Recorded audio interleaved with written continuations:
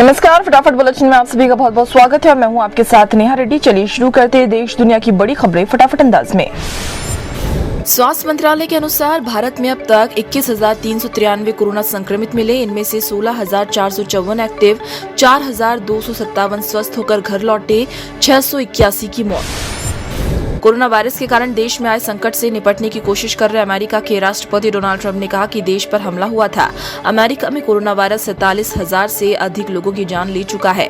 8,52,000 से अधिक लोग संक्रमित। ट्रंप ने कहा कि हम पर हमला हुआ, यह हमला था, यह कोई फ्लू नहीं था। न्यूयॉर्क में 2 पालतू बिल्लियां कोरोना वायरस से संक्रमित पाई गई। अमेरिका में पालतू पशुओं के संक्रमित होने का ये पहला मामला। बिल्लियों को सांस लेने में हल्की परेशानी देखी गई और उनके बीमारी से उबरने की उम्मीद है। अमेरिकी अधिकारियों के मुताबिक ऐसा लगता है कि कुछ पशुओं को मनुष्य से संक्रमण हुआ होगा। लॉकडाउन में स्टूडियो से घर लौट रहे पत्रकार अर्नव गोस्वामी और उनकी पत्नी पर 2 अज्ञात लोगों ने हमला कर दिया। ये हमला गणपतराव कदम मार्ग पर अर्नव के घर से महज 500 मीटर की दूर पर किया गया। अर्नव और उनकी पत्नी दोनों सुरक्षित है। पुलिस ने इस मामले में 2 लोगों को गिरफ्तार किया है। केंद्रीय मंत्री जितेंद्र सिंह ने कहा कि लॉकडाउन के कारण देश के विभिन्न हिस्सों में फंसे लोगों की पाबंदियां हटने के बाद राज्य वापसी भी नई चुनौतियां खड़ी करेगी।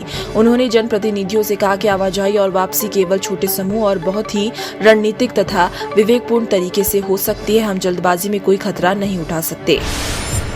कोरोना वायरस के हर दिन बढ़ रहे मामलों के बीच पुणे में 92 वर्षीय एक महिला पूरी तरह से ठीक हो गई। कोरोना वायरस से संक्रमित बुजुर्ग महिला का ठीक होना इसलिए भी उल्लेखनीय है क्योंकि 7 महीने पहले वे लकवाग्रस्त हो गई थी। बुजुर्ग महिला और उनके परिवार के 4 और लोगों में कोरोना वायरस की पुष्टि हुई थी। सभी को अस्पताल से छुट्टी दे दी गई। कोरोना वायरस के खिलाफ लड़ाई में शामिल स्वास्थ्य कर्मियों पर बढ़ते हमलों की पृष्ठभूमि में केंद्रीय मंत्रिमंडल ने बुधवार को एक अध्यादेश को मंजूरी दी।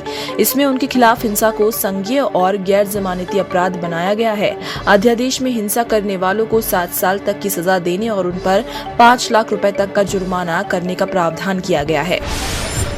गुजरात के गिर वन्य जीव अभयारण्य में एशियाई शेरों की गणना लॉकडाउन की वजह से स्थगित। हर 5 साल में होने वाली व्यापक गणना की कवायद अगले महीने शुरू होनी थी। इसके लिए तैयारियां जोरों पर थी, लेकिन कोरोना संकट के कारण इसे स्थगित कर दिया गया। प्रमुख शेयर सूचकांक सेंसेक्स में गुरुवार को शुरुआती कारोबार के दौरान 250 अंकों से ज्यादा की बढ़त हुई। इस दौरान बैंकिंग, ऊर्जा और IT शेयरों में तेजी देखने को मिली। इसी तरह NSE निफ्टी 30.40 अंकों की बढ़त के साथ 9,200 के पार। वरिष्ठ भाजपा नेता मोहनलाल बोठियाल को उस समय यकीन नहीं हुआ जब उन्हें प्रधानमंत्री कार्यालय से फोन आया कि प्रधानमंत्री नरेंद्र मोदी उनसे बात करना चाहते हैं। बोठियाल को बुधवार सुबह 8:26 पर फोन आया। कुछ ही सेकंड के भीतर दूसरी तरफ से प्रधानमंत्री की आवाज सुनकर वह भाव विभोर हो गए। प्रधानमंत्री ने उनसे पूछा कि कैसा चल रहा है। मोदी ने करीब 3 मिनट तक अपने पुराने साथी से बातचीत की।